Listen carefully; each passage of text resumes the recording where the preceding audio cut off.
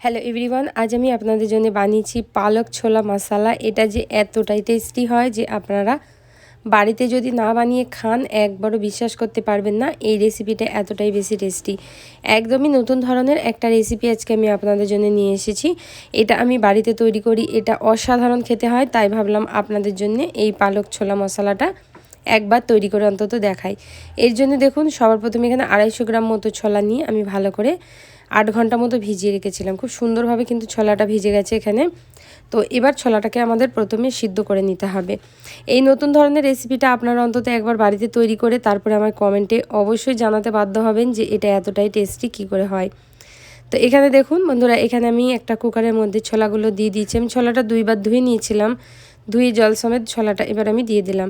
দিয়ে এখানে দিয়ে দেবো হচ্ছে 1/2 চামচ মতো নুন, আর তার সাথে দিয়ে দেবো হচ্ছে কিছুটা গোটা মশলা। যেমন এখানে আমি এবার ব্যবহার করব দুটো তেজপাতা, আর সাথে দেবো একটা টুকরো দারচিনির আর 2টো শুকনো লঙ্কা। এখানে এইগুলোকে দিয়ে আমি খুব ভালোভাবে কুকারে 4 থেকে 5টা সিটি নিয়ে নেব।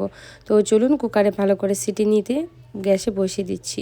অপরদিকে দেখুন, আগে থেকে আমি এখানে কড়াইয়ের মধ্যে জল গরম বসিয়ে দিয়েছি। আর এর মেন ইনগ্রিডিয়েন্টস যেটা হচ্ছে সেটা হচ্ছে পালং শাক। এখানে 2 আঁটি মতো আমি কচি পালং শাক নিয়েছি। পালং শাকগুলোকে আমি পরিষ্কার করে ধুয়ে ছাড়িয়ে পরিষ্কার করে নিয়েছি। এবার আমি এটাকে সরাসরি এই গরম জলের মধ্যে দিয়ে দেবো। দিয়ে পালং শাকটাকে আমি সিদ্ধ করে নেব। প্রায় 1 থেকে 2 মিনিট হাই ফ্লেমে এটাকে ফোটাতে হবে। জলটা কিন্তু এখানে ফুটে এসেছিলো, তার মধ্যে পালং শাকটা দিয়ে আমি খুব ভালো করে এইভাবে ডুবিয়ে দেবো।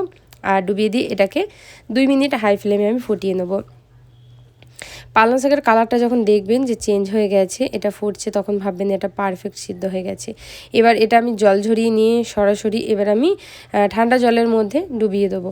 তো চলুন এটাকে আমি দিয়ে দিচ্ছি। দেখুন, অপরদিকে একটা গামলায় আগে থেকে আমি ঠান্ডা জল নিয়ে রেখেছিলাম, সে ঠান্ডা জলের মধ্যে দিয়ে দিচ্ছি। যেহেতু এখন শীতকাল, তাই জল এমনিতে ঠান্ডা আছে, তাই কোনো রকম ঠান্ডা জল এক্সট্রা করে আর ফ্রিজ থেকে দিতে হয় না। যত ঠান্ডা জলের মধ্যে দেবেন ততটাই কিন্তু সুন্দর পালং শাকের কালারটা থাকে। তো দেখুন, জলে ঠান্ডা হয়ে গেছে, 1 মিনিট রেখে দিয়েছিলাম, কালারটা আরও সুন্দর, আরও ট্রান্সপারেন্ট হয়ে গেছে। তো এবার আমি জল থেকে ছেঁকে টেকে ধুয়ে তুলে নিই। জাস্ট গরম ছিল তাই আমি এখানে দিয়ে দিয়েছিলাম, যাতে কালারটা সুন্দর বজায় থাকে, সবুজ কালার। তো এখানে জল ঝরিয়ে আমি এবার পালং শাকগুলোকে সব তুলে নিলাম। এবার সরাসরি চলে যাব মিক্সিং জারের মধ্যে যে পালং শাকগুলো সিদ্ধ করে রেখেছিলাম সেইগুলোকে পুরোপুরি এখানে দিয়ে দিচ্ছি। আর পালং শাকটা দেওয়ার পরে এর মধ্যে দিয়ে দেবো 1/2 বাটি মতো দই। 250 গ্রামের জন্য 1/2 বাটি মতো, প্রায় 150 গ্রাম মতো দই আমি এখানে ব্যবহার করছি। অন্তত একবার আপনারা এই রেসিপিটা আমার রিকোয়েস্টে তৈরি করবেন। ভাত, রুটি, পরোটা সব কিছুর সাথে কিন্তু প্রচুর টেস্টি লাগে। এর লুকে যাবেন না, এর খেতে, এর টেস্টে আপনারা যাবেন। প্রচুর পরিমাণে এটা টেস্টি হয়। তো দেখুন, এখানে পালং শাকটা পেশা হয়ে গেছে, এটা সাইডে রেখে দিচ্ছে। ছোলাটাও আমাদের সিদ্ধ হয়ে গেছে, সেটাও আপনাদেরকে দেখিয়ে দিই। দেখুন, এখানে কুকার থেকে সিটিটা খুব ভালো করে বার করে নিয়ে এবার ছোলাটা আপনাদের একটা আমি হাতে করে টিপে দেখাচ্ছি যে কত সুন্দরভাবে ছোলাটা সিদ্ধ হয়ে গেছে। দেখুন, এইভাবে হাতে করে টিপলে কিন্তু খুব সুন্দরভাবে ফেটে যাবে, ভাববেন পারফেক্ট ছোলা সিদ্ধ হয়ে গেছে। এবার আমি যে গরম মশলাগুলো আছে ছোলার মধ্যে, সেগুলোকে প্রথমে তুলে নেব। দেখুন, সবগুলো এখানে আমি তুলে নিচ্ছি। এবার আমি ছোলাটা আলাদা করে ছেঁকে নেবো, আর জলটাকে আলাদা করে আমি রেখে দেবো। এই দুটোকে সেপারেট আমাদের করে নিতে হবে। তো চলুন নেক্সট প্রসেসে চলে যাই। সবার প্রথমে দেখুন, একটা কড়াই নিয়েছি, কড়াইয়ের মধ্যে কিছুটা পরিমাণ তেল গরম করে নেবো। আপনারা চাইলে এখানে সরিষার তেলেও তরকারিটা তৈরি করতে পারেন, তাহলেও খুবই ভালো হয়। তো তেলটা যখনই গরম হয়ে যাবে, এর মধ্যে দিতে হবে 1 চামচ মতো জিরে আর 1 বাটি মতো পেঁয়াজ। ছোটো ছোটো করে টুকরো করে নিয়েছি পেঁয়াজগুলোকে, সেই পেঁয়াজগুলোকে এবার আমি এখানে দিয়ে দিচ্ছি। দিয়ে পেঁয়াজগুলোকে নাড়াচাড়া করে ভাজা করতে হবে। যতক্ষণ না লাইট ব্রাউন কালার আসছে না, ততক্ষণ আমাদেরকে কিন্তু পেঁয়াজটাকে ভেজে ফেলতে হবে।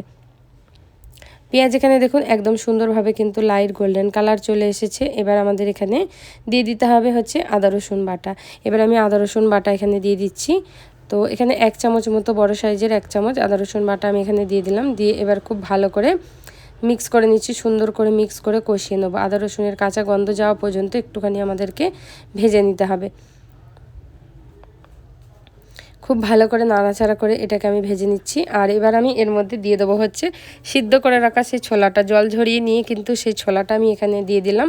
দিয়ে এবারে খুব ভালো করে এটাকে আমি মিক্স করে ভাজা ভাজা করে নেবো। সুন্দর করে ভাজা ভাজা করে নিতে হবে। খুব ভালো করে কষাতে হবে, যতক্ষণ না 1 থেকে 1.5 মিনিট মতো হাই ফ্লেমে কষিয়ে নিতে হবে। ছোলার কালারটা দেখবেন যে হালকা চেঞ্জ হয়ে গেছে, ঠিক এইরকম, ততক্ষণ আপনাদের ছোলাটা কষানো হয়ে গেছে। এবার আমি এর মধ্যে দিয়ে দেবো হচ্ছে সেই পালং শাক আর দইয়ের পেস্ট। এই দুটোকে অবশ্যই এই সময় দিয়ে দেবেন। গ্যাসটা এই সময় হাই ফ্লেমে রাখবেন, হাই ফ্লেমে রেখেই কিন্তু ছোলার সাথে এই পালং শাকের পেস্টটা খুব ভালো করে মিক্স করবেন। এটাকে সুন্দর করে এইভাবে নাড়াচাড়া করে কষাবেন। দেখবেন 1 থেকে 2 মিনিট কষাবার পরেই কিন্তু পালং শাকের কালারটা একদমই চেঞ্জ হয়ে যাবে আর এটা কিন্তু ডার্ক হয়ে যাবে কালারটা। তো এই পালং শাকটাকে এবার খুব ভালো করে কষাতে হবে। যত সুন্দর করে এবার কষাবেন তরকারিটা ততটাই বেশি টেস্টি তৈরি হবে। কিছু মশলা অ্যাড করবো, যেমন 1/2 চামচ মতো নুন, 1/2 চামচ মতো হলদি গুঁড়ো, আর সাথে দিয়ে দেবো হচ্ছে এখানে ধনিয়া গুঁড়ো 1 চামচ মতন, আর তার সাথে আমি দিয়ে দেবো হচ্ছে কাশ্মীরি লাল লঙ্কার গুঁড়ো। বড় চামচের এখানে আমি 2 চামচ মতো ব্যবহার করছি কাশ্মীরি লাল লঙ্কার গুঁড়ো। এতে কালার আর ঝাল দুটোই কিন্তু সুন্দরভাবে মেনটেন হয়। তো এটাকে দিয়ে এবার খুব ভালো করে মিক্স করে নেবো। মিক্স করে নিয়ে আরও 1 থেকে 1.5 মিনিট মতো কষিয়ে নেবো।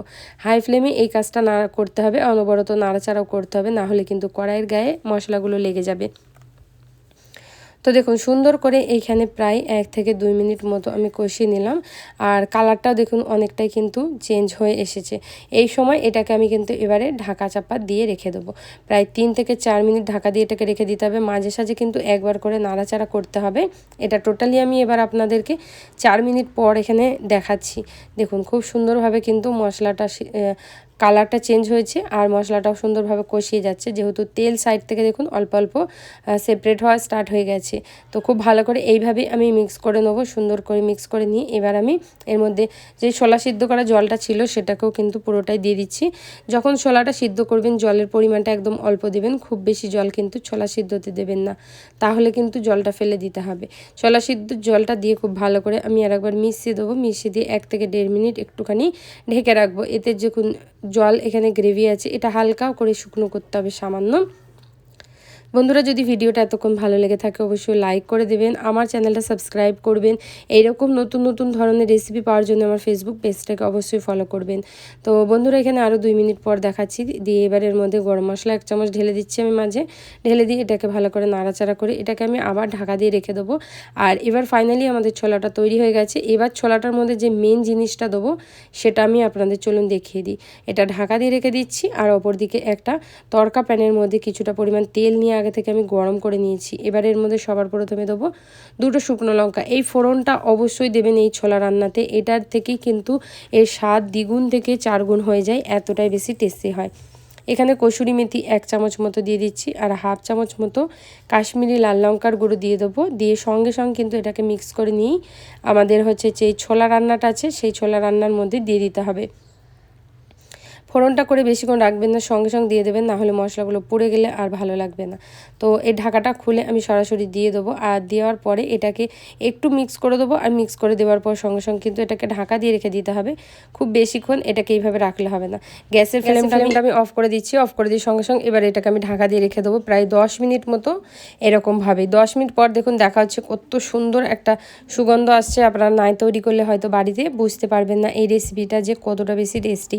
অবশ্যই একবার তৈরি করবেন, আমায় কমেন্টে জানাতে ভুলবেন না আপনাদের এই রেসিপিটা কেমন লাগলো। পুরো ভিডিওটা দেখার জন্য বন্ধুরা আপনাদেরকে অসংখ্য অসংখ্য ধন্যবাদ। ভালো থাকবেন, সুস্থ থাকবেন, এইভাবে আমার ভিডিও দেখে আমার পাশে থাকবেন, আমায় সাপোর্ট করবেন।